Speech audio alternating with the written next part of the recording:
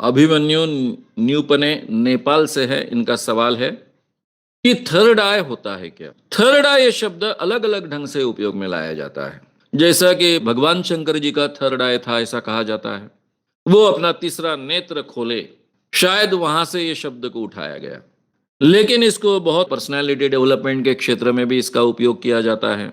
एक personality development के workshop चलाने वाले देसाई ये अपने क्लास में सिखाते थे कि थर्ड आई आपका ओपन होता, इसका मतलब ऐसा कि आपको अंतर्ज्ञान की शक्ति प्राप्त होती। और उसके लिए वो उदाहरण देते थे कि आप अभी यहाँ बैठे हो तो यहाँ बैठे बैठे आप अपने घर के अंदर क्या चल रहा है जाकर देख सकते थे। इनके बारे में काफी लोगों ने मुझे कि पर्सनालिटी डेवलपमेंट के साथ नाम पर बहुत बुआबाजी करते हैं करके कंप्लेंट्स की, क्योंकि वो अपने क्लास में वर्कशॉप में एक बीएमडब्ल्यू कार का चित्र देते हैं, लोगों को कहते हैं कि इसके ऊपर आप अपने आप को कॉन्सेंट्रेट करो, और कॉन्सेंट्रेट करने के बाद में बीएमडब्ल्यू कार आपको मिलेगी। एक बंगले का चित्र देते हैं, बहुत सुंदर बंगला, इस पर आप कॉन्सेंट्रेट करो और आपको बंगला प्राप्त होगा, और आप कहीं का भी देख सकते हो। मेरा पहली बार ध्यान खींचा गया पूना की मेरे एक स्टूडेंट की ओर से। उसने कहा कि सर ये कुछ चल रहा है, इसको रोकना चाहिए, इस कारण बहुत बड़ा नुकसान होता है। भाई ने और बहन ने दोनों ने मेरा वर्कशॉप किया था, पूना में भी मेरे वर्कशॉप होते रहते थे। लड़की आई, कहने लग गई मेरा जो पति है पढ़ा लिखा, उसका पूना में एक बड़ा टीवी का शोरूम है। एक दिन मेरा पति घर आया और मुझसे कहने लगा मैं देखा तुम एक अपने प्रियकर के साथ में ऐसा ऐसा कर रही थी। मेरा उसका बहुत झगड़ा हुआ। दिन भर मैं घर में अकेली थी, लड़की बहुत सुंदर थी, हालांकि उसका पति भी बहुत सुंदर था। दोनों का झगड़ा हो गया, झगड़ा बहुत बड़ा। भाई को बुलाया गया, इसी गांव में रहता है, पुणे में ही रहता है। भाई ने हस्तक्षेप किया, दोनों को शांत किया। लड़की का कहना था दिन भर मैं घर में अकेली और मेरा पति मुझसे कह रहा है कि मैंने तुझे देखा, ऐसी तू गाउन पहनी थी इस कलर का, तेरे साथ में ऐसा ऐसा एक प्रियकर था, उसने ऐसे ऐसे कपड़े पहने थे, और बेडरूम में तुम ऐसा ऐसा कर रहे थे। वो कह रही थी दिन भर मैं घर में अकेली हूं। पति ने देखा कहां से, घर पूरी तरह से बंद है, फ्लैट है, ऊपर में जो झरोका होता है हवा के लिए, वहां से इसने देखा क्या, लेकिन घर में कुछ हुआ ही नहीं तो देखेगा क्या। फिर भी उसने वो झरोका जो था उसको शट कर दिया। फिर कुछ दिनों बाद में पति आया, फिर इसके साथ में झगड़ने लग गया। झगड़ने लगने के बाद में उसने कहा कि मैंने तुम्हें देखा है, आज तुमने ये पहना था, ये गाउन पहना था, तुम्हारे प्रियकर ने ये पहना था, ऐसे ऐसे तुम्हारे संबंध हुए, ये मैं चलने देने वाला नहीं हूं। मैंने कहा तुमने देखा कहां से, पहले मुझे बताओ। घर पूरी तरह से बंद है, ऊपर का झरोका था वो भी मैंने बंद कर दिया, तुमने देखा कहां। वो बोले मुझे यहां आने की जरूरत ही नहीं है, मैंने अपने दुकान में बैठे बैठे देखा। दुकान में बैठे बैठे कैसे देखा, मुझे थर्ड आई की शक्ति प्राप्त हुई है। वो लड़की मुझसे कह रही है, मैं उसको समझा रहा हूं कि शायद तेरे पति को एक बीमारी हुई है, इस बीमारी का नाम है पेरोनिया। तू थोड़ा, मैं भाई को भी पटा रहा हूं कि तुम दोनों जरा मिलकर उसको ठीक ढंग से उसका काउंसलिंग करो, उसको साइकेट्रिस्ट के पास ले जाओ। ये अपना बैठे बैठे कल्पना करता है और वैसे वैसे उसको दिखता है, पेरोनिया बीमारी में होता है, ये शक की बीमारी यहां तक पहुंच सकती है, तो उसको अच्छी ट्रीटमेंट दो। वो कह रही थी कि मेरा तो इसके साथ में इतना झगड़ा हो गया तो मैं बोल के आई कि तुम्हारे जैसे व्यक्ति के साथ मुझे रहना नहीं है। बोला इतनी छोटी चीज के लिए मत छोड़ो, ऐसा मत करो, मैं समझा रहा हूं। उसके बाद मैं नागपुर गया, मुझे मालूम ही नहीं है स्नेहा देसाई क्या सिखाता है, क्या पढ़ाता है। नागपुर में उसका वर्कशॉप चल रहा था, हमारे कुछ कार्यकर्ता उस वर्कशॉप की जानकारी लेने गए थे। उसमें उसके वर्कशॉप की जो जानकारी दी जाती है उसी में यह बात लिखी थी, और कुछ लोगों के अनुभव भी फिर हमारे कार्यकर्ताओं ने, जो पुराने जिन्होंने वर्कशॉप किए वो भी वहां होते हैं, उनके जरिए उनको प्राप्त हुए। तब मुझे पता चला कि ये सब क्या प्रकरण है। ये स्नेहा देसाई नाम का व्यक्ति, मैं उसको ठग कहता हूं, पर्सनालिटी डेवलपमेंट वर्कशॉप लेने वाला कोई टीचर नहीं कहता हूं। तो ये ठग लोगों को सिखाता है कि आप जब मेरा वर्कशॉप करोगे, मेरे वर्कशॉप में मेडिटेशन करोगे, तो आपका थर्ड आई खुल जाएगा। आपको अंतर्ज्ञान की शक्ति प्राप्त होगी और आप जो वर्कशॉप में हो, यहां मेडिटेशन कर रहे हो, यहां पर आप घर जाकर देख पाओगे। आपका सूक्ष्म देह घर जाएगा, देखेगा क्या चल रहा है। और लोगों को एक्चुअली दिखता है, कई लोगों को दिखता है। ये दिखना क्या है? मेडिटेशन हो, सम्मोहन हो, कोई भी प्रक्रिया से जब आप अल्फा रिदम की अवस्था में जाते हो तो करीबन 55% लोग आइदर डीप ट्रांस में जाते हैं या फिर मीडियम ट्रांस में जाते हैं। यानी 50 से 55% लोग इस अवस्था में जाते हैं कि जो वो अपने मन में कल्पना करेंगे वो उनको एक्चुअली दिखेगी, हेलुसिनेशन होगा या फिर कम से कम विजुअलाइजेशन होगा, तो उनको दिखता है। अब मैंने कई बार ये लोगों को प्रयोग करने को लगाया कि अभी आप यहां बैठे हो, आपको अपने घर में क्या चल रहा है पता नहीं है।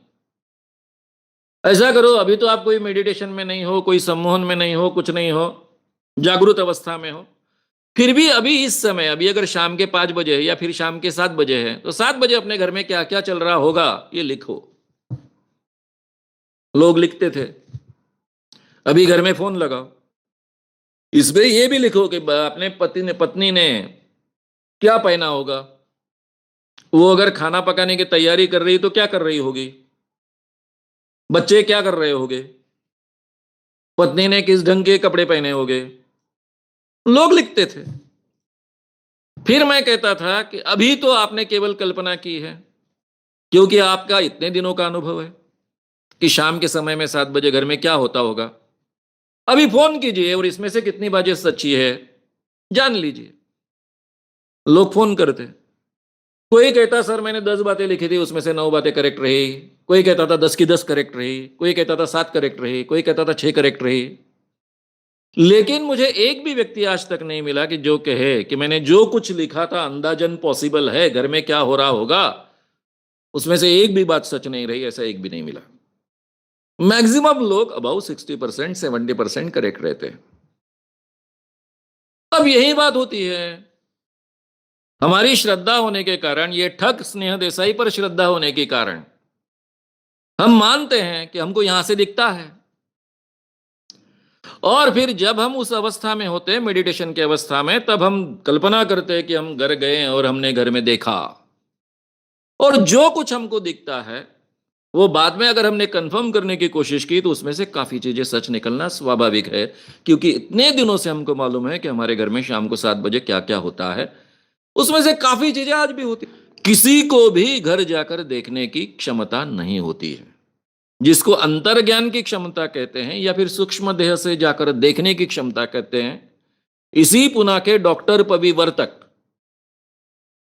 एक व्यक्ति है जो दावा करते हैं कि मैं सूक्ष्म देह से कहीं भी जाकर देख सकता हूं, मंगल पर जा सकता हूं, गुरु पर जा सकता हूं।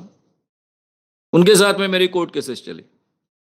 बार बार उनको आह्वान दिया गया कि भाई आप गुरु पर जाते हो, मंगल पर जाते हो, क्यों जाते हो, जाओ, लेकिन आप में जाने की जो क्षमता है तो आस पास के रूम में जाकर बताओ ना, वहां पर हम 10 चीजें रखेंगे, वीडियो रिकॉर्डिंग वहां लगा देंगे, आप अपने सूक्ष्म देह से उस रूम में जाइए, क्या क्या चीजें रखिए वो देख के आइए, हमको बताइए। 100% करेक्ट रहा तो आपको हमारे संगठन का 25 लाख का जो आज का प्राइस है, उन दिनों में कम था, वो प्राइस आपको दिया जाएगा, आपसे माफी मांगी जाएगी।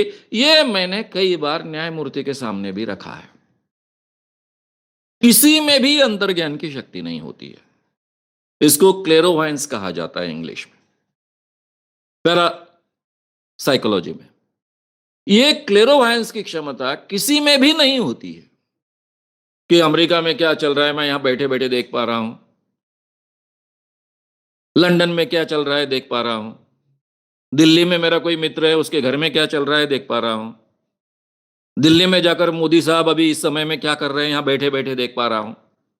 ये क्षमता किसी में नहीं होती। दुनिया में ऐसी क्षमता एक भी व्यक्ति में होती तो बिन लादेन को ढूंढने के लिए अमेरिका जैसे देश को करोड़ों डॉलर्स खर्च नहीं करने पड़ते। इतने सालों तक 500 लोग काम कर रहे थे बिन लादेन को ढूंढने के लिए। 500 लोगों की टीम काम कर रही थी 5 सालों तक बिन लादेन को ढूंढने का। तब जाकर बिन लादेन का पता मिला। एक भी क्लेरोवायंस वाला कोई व्यक्ति होता, जिसकी थर्ड आई जागृत होती, ऐसा व्यक्ति होता, यानी एक भी स्नेहा देसाई जैसे ठग के वर्कशॉप का एक भी विद्यार्थी होता जिसमें ये क्षमता होती, तो मित्रों बिन लादेन को इजीली ढूंढा जाता और उस व्यक्ति को अमेरिका आनंद से कई हजार करोड़ दे डालती। ये इस दुनिया में संभव नहीं है। किसी का भी थर्ड आई जागृत नहीं होता है। ये थर्ड आई जागृत करने के दावा करने वाले सभी ठग होते हैं। 2013 में महाराष्ट्र में कानून बना है, जादू टोना विरोधी कानून। इसमें अगर कोई व्यक्ति चमत्कार का दावा करता है और चमत्कार का दावा कर कर लोगों से पैसे प्राप्त करता है, तो वो कानूनन अपराध है। यही बात अगर आज स्नेहा देसाई महाराष्ट्र में कहीं कहेगा, तो उस पर जादू टोना विरोधी कानून के तहत जेल में जाना पड़ेगा। कम से कम पनिशमेंट 6 माह कारावास की है, 7 साल की सजा उसको हो सकती है। मित्रों, इस ढंग से थर्ड आई नाम की कोई भी चीज दुनिया में नहीं होती है। किसी की थर्ड आई जागृत नहीं होती है। कम से कम मैं पूरी तरह से पूरे दावे के साथ में, पूरे आह्वान देने की तैयारी के साथ में कह सकता हूं कि किसी भी इंसान का थर्ड आई जागृत नहीं होता है। थर्ड आई यानी अंतर्ज्ञान की क्षमता, इंग्लिश में जिसको क्लेरोवायंस कहते हैं। हम यहां बैठे बैठे कहीं भी जाकर देख सकते हैं। ये जो क्षमता है वो किसी में भी नहीं होती है। कोई अपवाद भी इसके लिए नहीं होता है। अगर कोई अपवाद आप सादर कर सके, सामने ला सके, तो उसके लिए सीधा सीधा मेरे संगठन का 25 लाख रुपए का प्राइज है। अगर आपको ये वीडियो पसंद आया हो तो उसे ज़रूर लाइक करें। लोगों में ये अवेयरनेस फैलाने में हमारी मदद करें। वीडियो को ज़रूर शेयर भी करें। तो हमारे YouTube चैनल श्याम मानव को विज़िट करें। ऐसे सारे वीडियोस का आनंद लेने के लिए हमारे चैनल को सब्सक्राइब करें। उसके लिए सब्सक्राइब बटन दबाएं। नए वीडियोस का नोटिफिकेशन पाने के लिए बेल आइकन दबाएं।